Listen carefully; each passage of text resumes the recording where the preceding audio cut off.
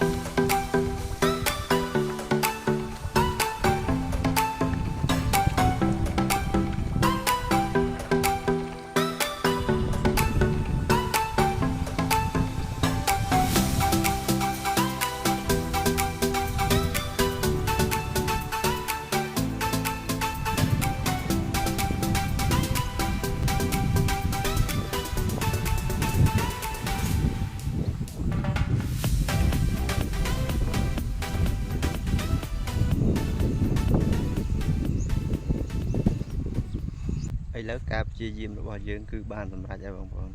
ហើយសំទុងរបស់យើងនេះគឺយើងស្ទូងហើយឥឡូវទៅមើលសំទុងដែលខ្ញុំស្ទូងបងប្អូនគ្នាបងប្អូនដែលយើងស្ទូងហើយណាទៅមើលបងប្អូនគ្នា